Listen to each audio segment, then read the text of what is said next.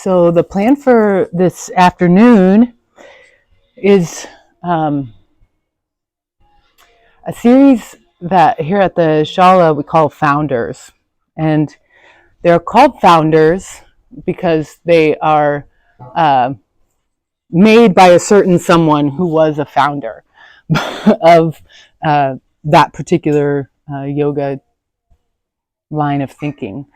But I like to think of them as the foundation, the building of the foundation of the deep core and the low belly and the glutes. And so the poses, the flows that we'll do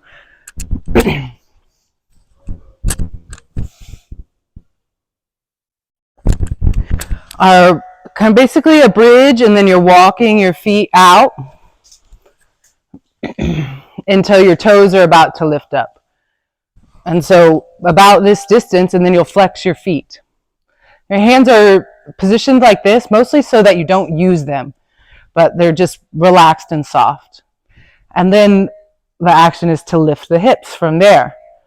And when you get there, you'll feel a lot. You'll be like, whoa, that's really hard.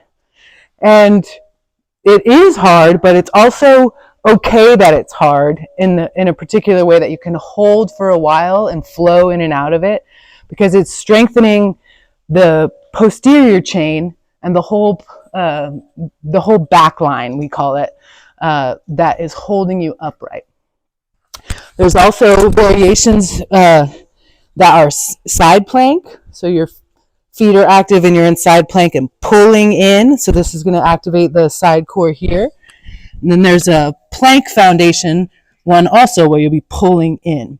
And we'll add some flows to both of them where you're flowing in and out of child's pose, or in this case, flowing in and out of founders and then moving into some stretching for the back of the hamstrings. So the idea is that we're building this container, right?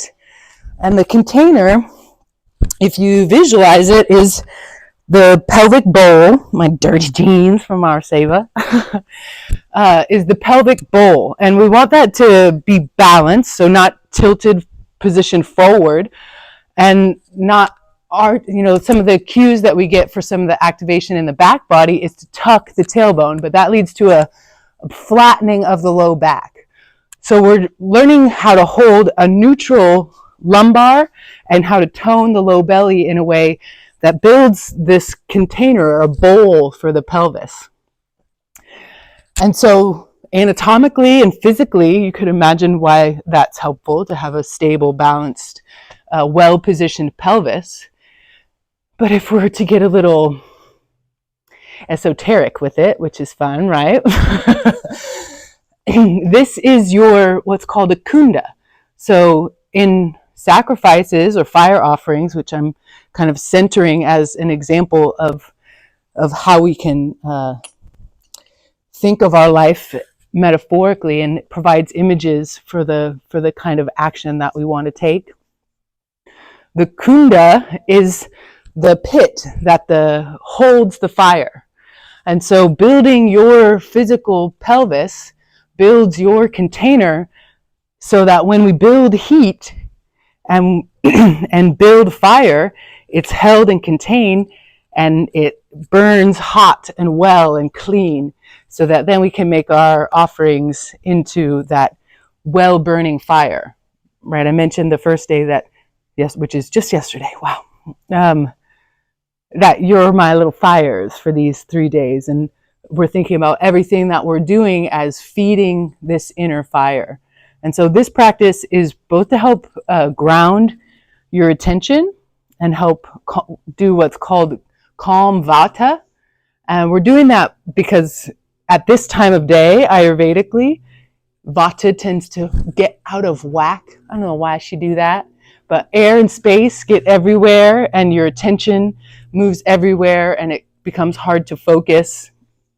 And so this is a way that you can ground your attention and focus during that time, or if you tend to be ungrounded or distracted, it's good for that also. And it helps stabilize air and space by adding a dose of water and earth. So by adding the medicine of the opposite elements is how we begin to bring things towards balance. So this is, a way of thinking about Ayurveda outside of dosha, thinking about it elementally, allows you to say, okay, I'm feeling super spacey. What do I need? Earth. I need earth to oppose the space. Does that make sense? Okay. So the tension and the focus is bringing you back down into the areas of earth and water and stabilizing and grounding those in an effort to calm Queen Vata, which pretty much we call her that because she's the one that for many of us, because of our culture, because of our lifestyle, needs to be dealt with first. Before worrying about balancing your specifics of your dosha, calming Vata is a pretty safe bet that you're going to be taking a good first step into Ayurveda. And so the oiling of the skin and touch is one of the great ways to do that. And we'll be doing that later today. But really slow, steady, consistent movement that is, it allows a little bit of creativity and flow because Vata is like that, but also really requires a little bit of effort and builds a little bit of heat. It's going to help with Vata because Vata is cold and she needs to be warm to settle into her seat, which is the colon. So a lot of the actions that we'll be doing are to push on the colon because that's how we start to affect that particular dosha. So this is more information than you need, really. You just got to do it. But the information is to help you recognize the importance of it and to commit to it. So we'll feel it in our bodies and then we'll process it afterwards to see what you experienced. But think about just now, taking a snapshot of yourself, your energetic profile. So what are the quality of your thoughts? What's it like in your head and your heart and your gut? Are you having trouble focusing on what the fuck I'm saying? Or is it going pretty well that you're able to ground and have attention? And, you can think of it being way different here when we're kind of on this schedule and just spent an hour with the earth, right? Already, that it might be different in your day-to-day life, what you're like around this time of day between 2 and 6 is Queen Vata time. So it's a good time for a practice that is, a little bit heat building, but restorative mostly in nature. Okay. Alrighty, that's enough of the talking. Let's come onto your backs to start. You can have your head either way, whatever feels good.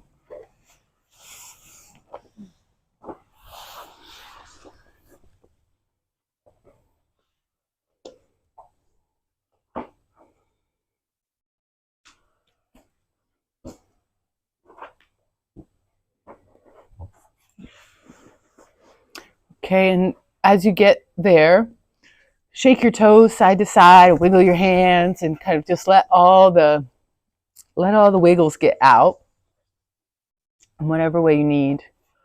Don't underestimate the power of a shake. Shaking can really help bring you back into your body. And then a breath that comes in and down low into the belly whenever you get settled.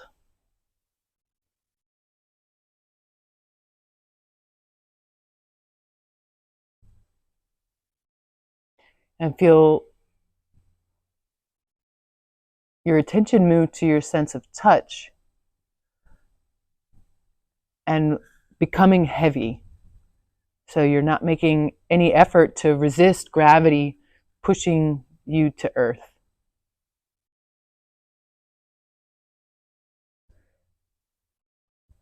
Really let the shoulders relax, maybe the palms face up.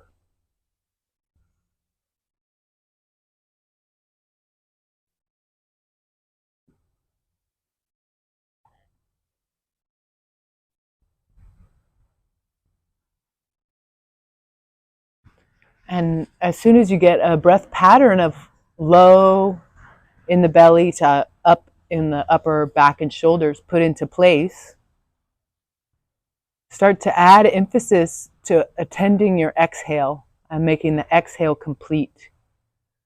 So you fill from low to high, transition smoothly to an exhale that's slightly efforted and then complete.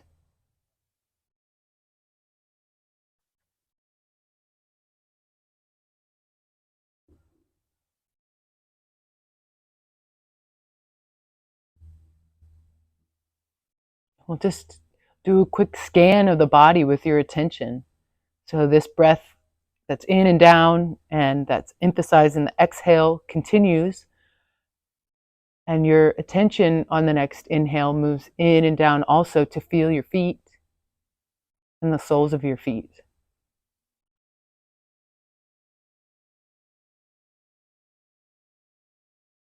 And the ankles, the shins and calves, knees,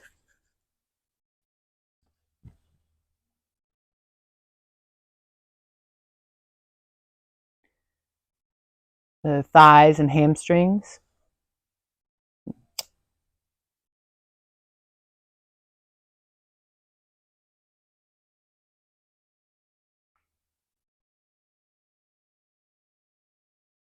the hips and the glute muscles, the butt,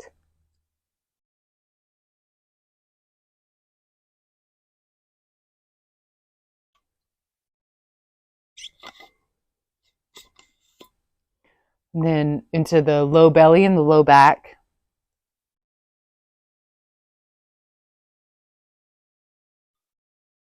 Feel breath come in and down to touch the area of the low belly. And then move your attention up the torso with your flow of breath. So aware of the low belly and then the rib cage and then the chest and the upper back last. And then connect to the hands, the elbows, the shoulders, the neck, the head.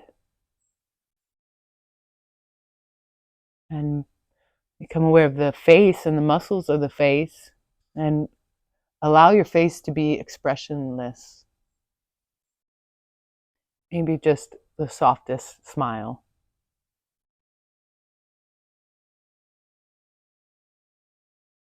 And then bring your mouth position into place, tongue flat and broad on the roof of the mouth, teeth slightly parted, lips touching, gentle vacuum between the tongue and the roof of the mouth. And as you take this action for maybe one of the first times, but we've built some familiarity with it, notice the effect on the nostrils and the flow of breath in the nostrils. And center your focus on the flow of breath in the nostrils to feel coolness and warmth as the breath flows in and out.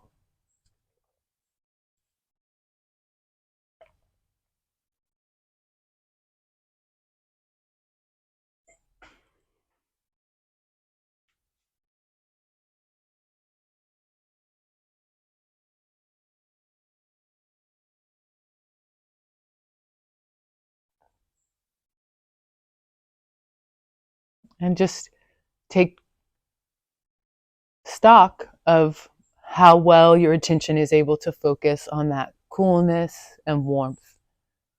Just that.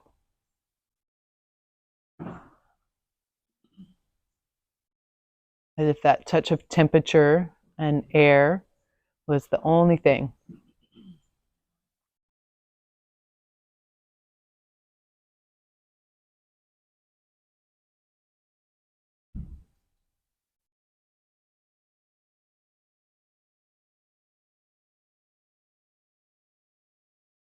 And keep that soft awareness of the flow of breath at the nose and bring your feet together and flat to the floor.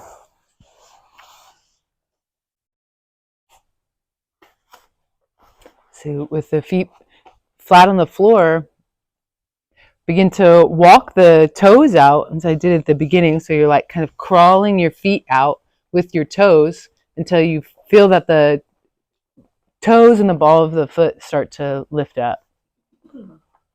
And then go ahead and flex your feet. So pull the toes towards you. You should be pretty like halfway between bridging and legs straight. So Emma, maybe a little further out, right there. Yeah, good. Okay, and then ensure that your feet are together and the knees are together. And you're pulling your toes towards you so that your feet are flexed back. Other way, Chase. So lift up the ball of your foot to flex it back. More. Lift. There. Yeah. And then slide your heels a little out. A little further. Good. There. And coreage. Lift the balls of your feet and then slide your heels a little further out. Good. All right. And Molly, just a little further out. Good. Okay, so you can kind of look around and get a sense for about what I'm looking for here. So take it all in as far as your position, and that in general it's about this far, right? Depends on how long your legs are. And then bring your palms to face one another and bend at the elbows. And so your elbows gently hug the sides of your body. Good. And now moving really slowly, as if the first objective is not to lift the hips, but to feel what happens when you press into your heels. Begin to press into the heels as though you were going to lift your hips up on an inhale and relax the effort on an exhale. So inhale, press through the heels and begin to feel what activates as you press through the heels in that way on your inhale, and as you exhale, release that effort. And bit by bit in this way, you can begin to lift the hips as you get a little bit more of a felt awareness of the action. Extend through the back of the neck so that your neck and your head stay really long and relaxed.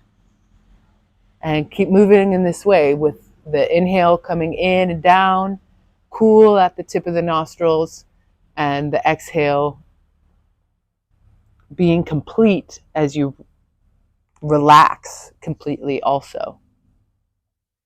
So the movement isn't big and all at once. It's slow and gradual and breath connected.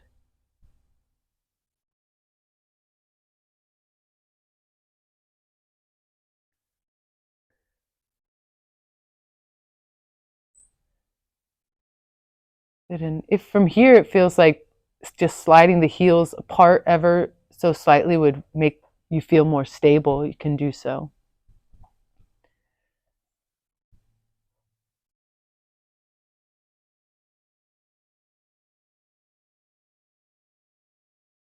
And keep an active energy through the palms, like you're spreading them with a minimal muscular effort, but not pressing down or using the arms or the shoulders. So the positioning that I'm putting you in here is to make it so that the certain muscles have to do the work. And these tend to be muscles that we can avoid engaging and shoulder or use the upper back to do all that work.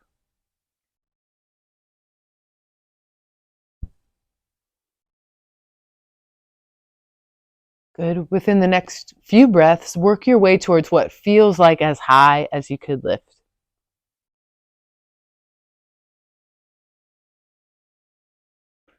And then flow in and out of that as high as you could lift position a few times.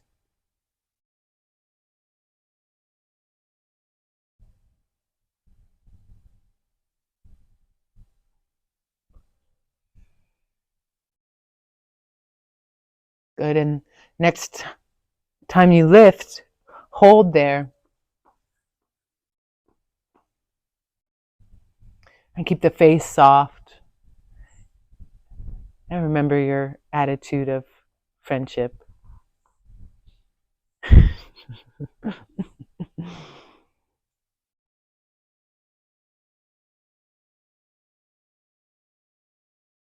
So as you lift, you may feel the hips kind of waving side to side. That's a sign that we're in a good space to work, to build pivotal vital strength.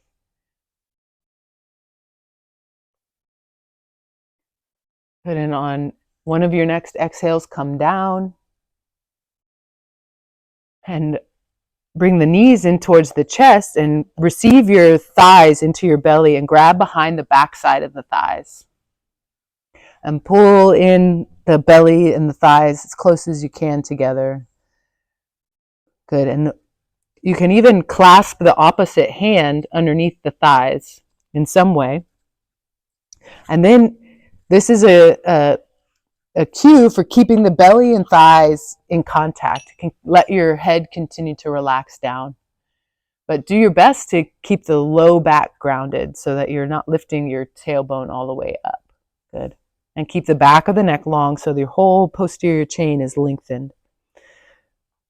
And then keeping a hold of the back side of the thighs, flex the feet towards you just like we did and begin to straighten the lower leg. Keep the belly and the thigh in contact as you do. So you'll find your edge by feeling the place where the belly and the thighs come apart. That's your stopping point. And then exhale, bend again. Inhale, straighten the lower leg, and exhale, bend. And this is your little flow. And the more that you pull your toes towards your face and drive your heels towards the ceiling, the more you'll feel a stretch all through the backs of the legs and maybe even into the low back.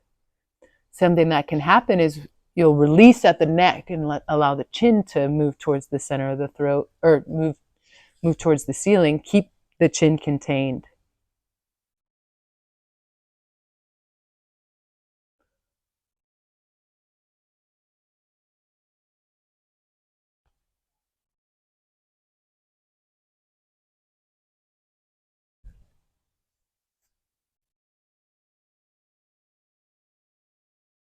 Good. And as you inhale next time and bring your feet up and the belly and the thighs stay in contact, hold at your edge there. And you may find some shaking happens. That's okay. You can just back off slightly from that shaking point. And then you could kind of flow in and off of that edge. So straighten a little bit the legs off of that edge and then kind of feel that point and where the stretch can change. So this position is to force the stretch to happen in a particular place.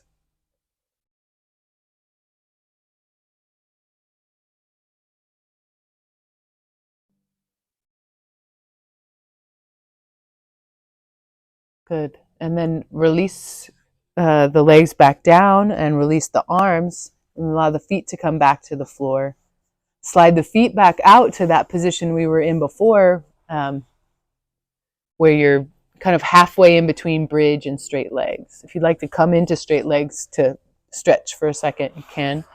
Then find that position for founders. Position your arms, and we'll do a single lift. So on an inhale, lift up and hold for what feels like your capacity today. So you're moving the hips into extension and holding this lift.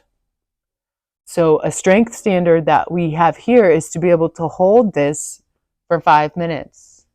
That feels like a long time, right? So feet are flexed, Emily, good. And so it feels like a long time, but you need that kind of endurance in this set of muscles of the posterior chain. And this is everything that hugs around the back, especially the low back. And so it's going to be easy for you to forget that this is something that you should do, but try not to and do it, even though it's a little bit hard and monotonous. The strength that you build will have so much value.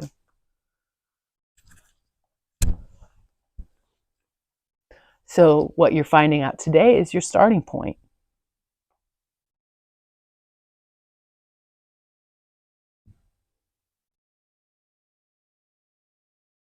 And if you can, keep a soft focus on the coolness and the warmth of the breath.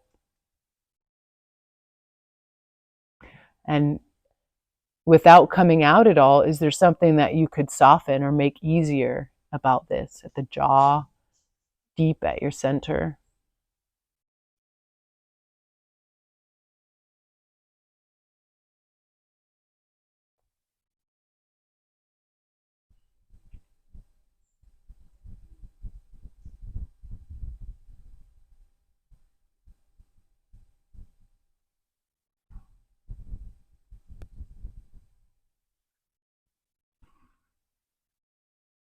And on one of your next few exhales, you can lower. And as you do, bring your thighs into your chest and hug them and straighten the lower legs. So lengthen that area of the back of the thighs. And we'll hold here.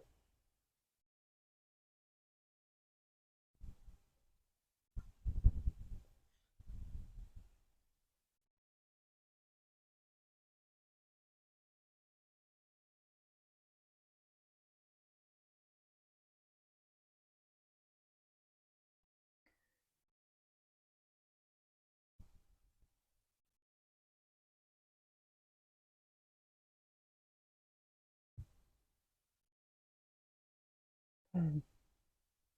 The knees are really deeply bent and the belly and the thighs are in contact. I've said that a few times. Belly and thighs are in contact. Good.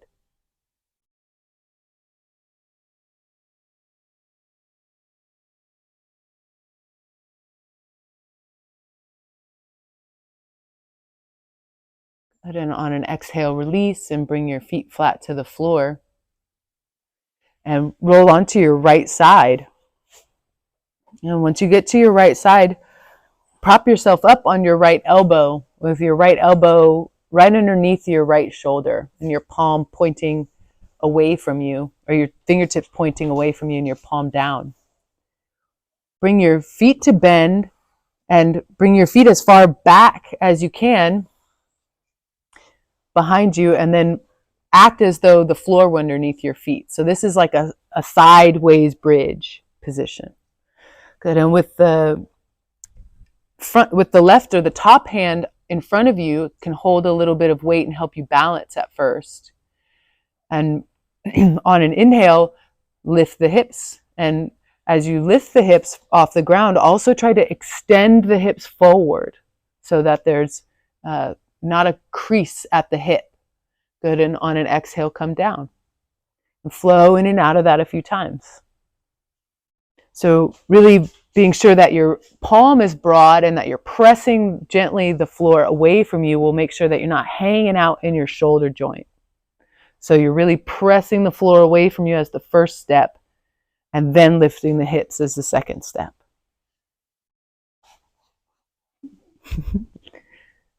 Good. Okay, so this is founder's side plank. And when on one of the next lifts, hold. And then as you're holding up, as though you could pull your knees towards your elbow and your elbow towards your knees, squeeze the lower part of your body together. So you can make it harder, right, by how much you're squeezing together and how tight everything is through the side body. Good. And then take a big inhale, and on an exhale, lower down and roll onto your back and onto the other side. So this is a brief introduction to lifelong work. Okay, so your positioning and your setup is important. That the elbow is right under the shoulder, and then that you're pressing the elbow away so that not everything's dumping down into the shoulder joint. And that action happens first, and then you position your legs and your feet as though you were in a bridge, and then on an inhale, lift the hips and lower the hips a few times. So see if you can make the movement in sync with your breath. And remember that you're activating the glutes as though you were in a bridge to send the hips forward.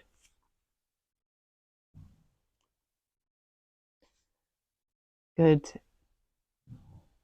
Next time you inhale, hold, And pull the elbow towards the knee and the knee towards the elbow, and feel how you can really activate and energize so much more by the way that you're inside of the posture.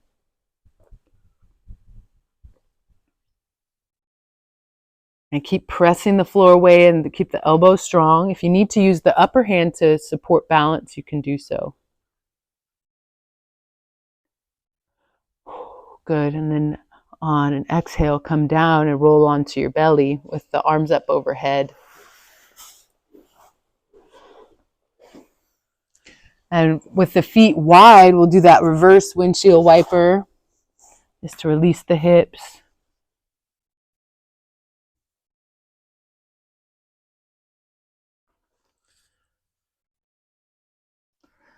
And with the arms extended overhead, gently ground the palms in that position.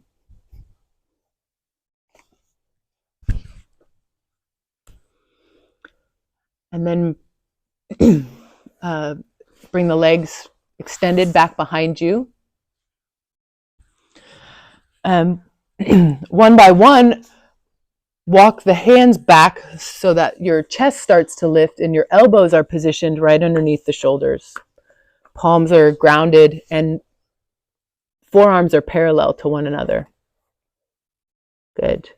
And your legs, if possible, are together back behind you. And the tops of the feet ground down. So you're lifted up through the chest. Good. So Chase, bring your elbows forward. So like a sphinx, and in also. Good. There. And everybody do like Chase. Look. Good. So your elbows are extended and your upper arm is like a fence post. Press the floor away from you and ramp the head. Bring the chin to the center of the throat. Really good. Okay. And so from this position, we'll keep the knees down and the tops of the feet grounded. Good. Bring your elbow where my finger is. Good. And then it'll lift you up like that. Good. So you're actually, your chest and your head and your shoulders are all lifted up. Good. Okay. And now from that position,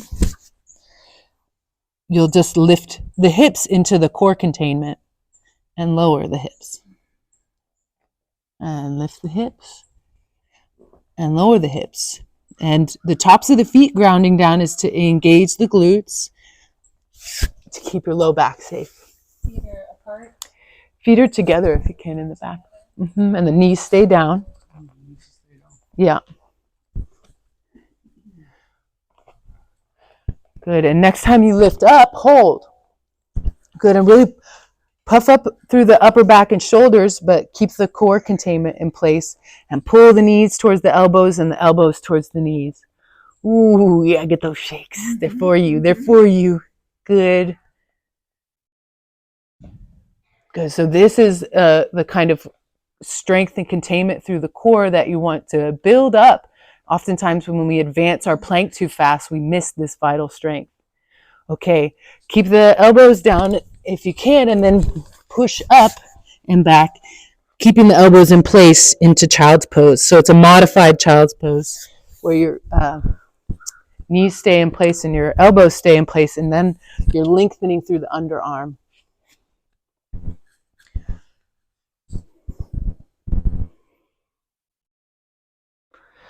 Good, okay. So now the flow is between that plank and this child's pose. So when you're ready, elbows stay down, come forward, knees stay down into that founder's plank. Hold for what feels like your capacity at that time, and then flow back into that child's pose, seeing if you can let the chest move towards the ground. So this is to release into the underarm.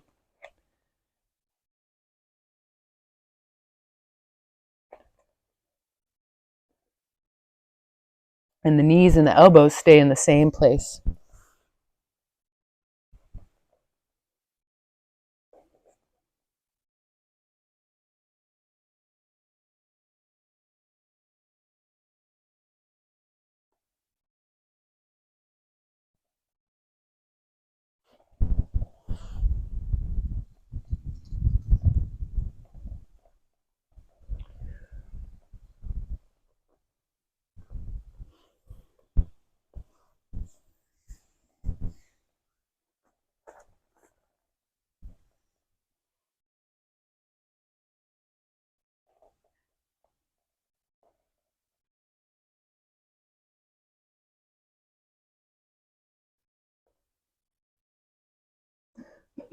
Okay, next time that you flow forward into plank, see if you can hold for what feels like all the juice you got for today.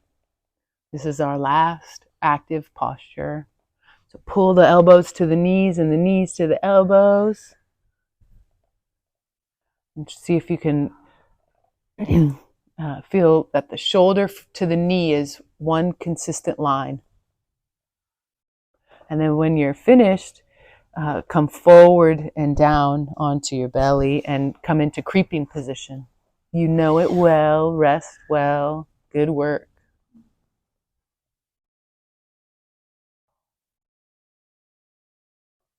And after you settle into creep position, catch your exhale and recover.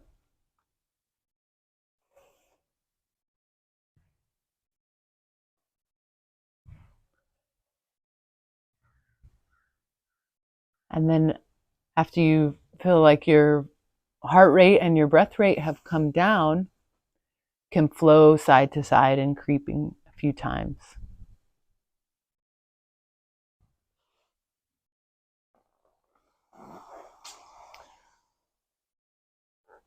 So allow the body to be heavy and release the hips.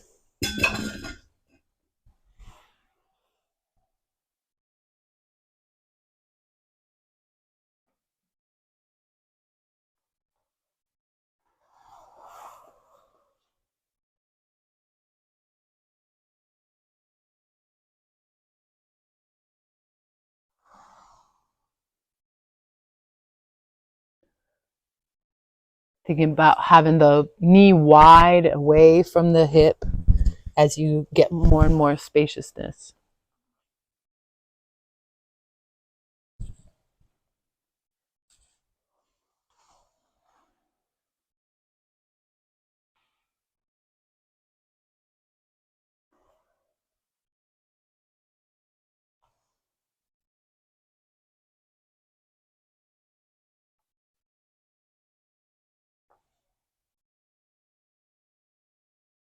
And the next time that your left knee is out to the left, bring it up as high towards the elbow as you can.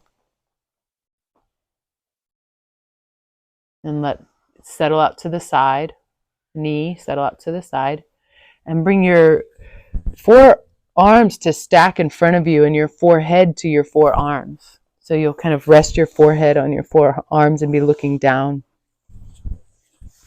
So this is a good position, a modified Makarasana or crocodile pose for Vata.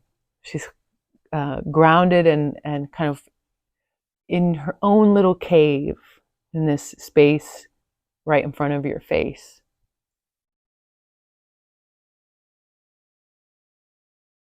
And feel the belly in contact with the floor and breath come in and down, cool on the tip of the nostrils as you inhale and warm as you exhale.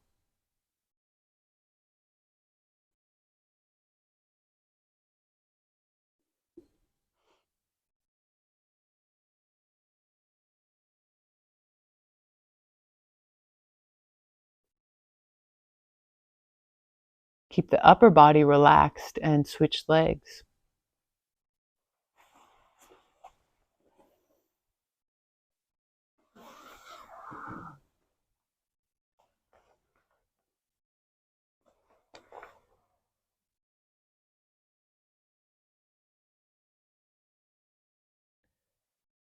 Breath cool on the inhale, warm on the exhale. Only this.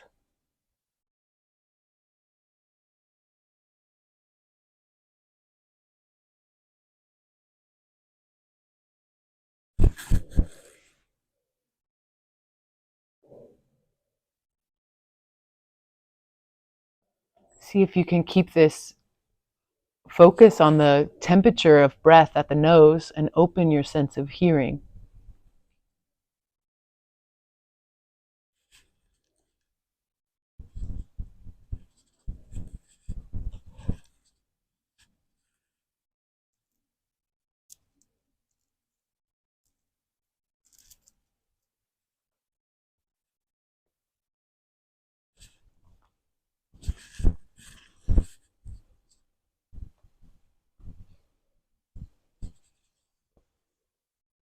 Connect to the sound of the wind in the trees and feel it on your skin.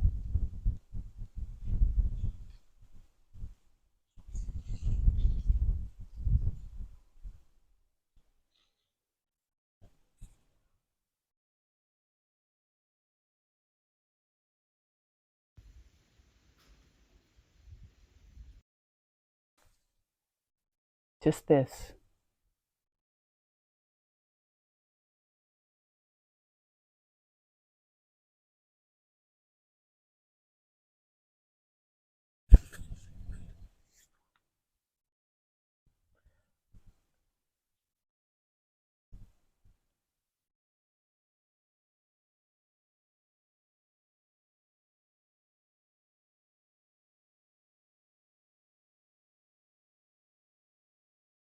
Extend both legs back behind you and both arms up overhead. And ground the tops of the feet and the hands. And find the core containments of the center of the body by grounding the pubic bone. It's gone now. And containing the ribs. And so ground the feet and the hands, but feel the activation of the center of the body. That happens as a consequence of that. Good, and now lift the hands and lift the feet. Feel the back body activated, and lift the head. And for fun, see if you can roll from your belly to your side. Without touching? Without touching, yeah. Using just your head and the activation of your head, and then control back to center if you can, and then roll to the other side. Good, so it's the head that will do it. So taking the head back and controlling with the head has more to do with it than you think. Good, so this is another really simple core activation that is kind of a gauge for you to Can't do that, man. Get a feel for how the plank work that we just did can help you progress into feeling the capacity to do this. So as you continue to work those founders poses, you'll be able to find the deep core strength that will allow you to roll from your back to your side and stabilize there and have tons of motor control here. Okay, next time you roll to one of your sides, control yourself onto your back.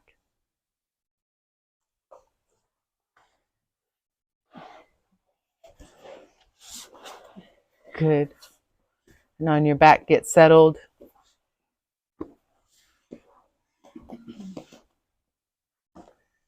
And we'll take 3 hums. So there'll be ohms, but I would like you to hum the ohm and think about feeling the ah sound or the vibration of the ah in the belly, and the ooh in the area of the heart, and the in the area of the head. So this is another way of connecting the gut and the heart and the head into presence through the vibration of sound. And so we'll try it as humming so that you can really feel the way that the sound is vibrating internally.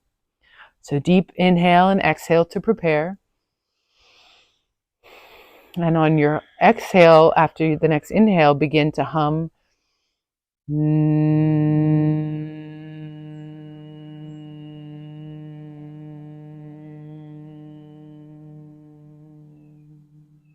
Inhale. And then as you begin the humming, see if you can feel it low in the belly, and then it moves up to the chest and finally to the head.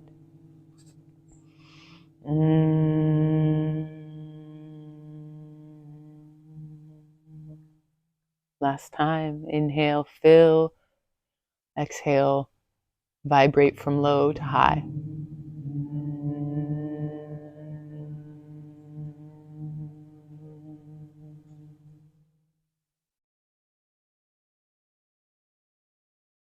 And this concludes our guided practice. if you notice that you're a little bit tired and you might like a little bit more time to rest here, please take that time and just continue to breathe and relax. I'm going to go make our chai, and I'll meet you in the dining hall at 4:30. If you'd like to come early and learn how to make it, be welcome.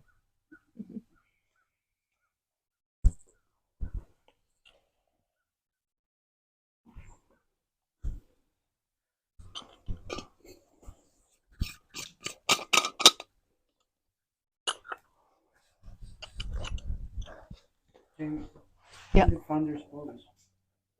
You don't put any. You're not supposed to put any pressure on the elbows at all, right? Mm-mm. Yeah, that it can often reveal that the upper back is trying to do the work of the lower back. So all of these poses are sort of quote unquote designed to reveal common weaknesses and help you feel like, oh, why, why? So don't be discouraged. Just do these very particular poses. Not like go back to doing planks like you did them before. Do them like this, and you'll get much faster results and much more focused results.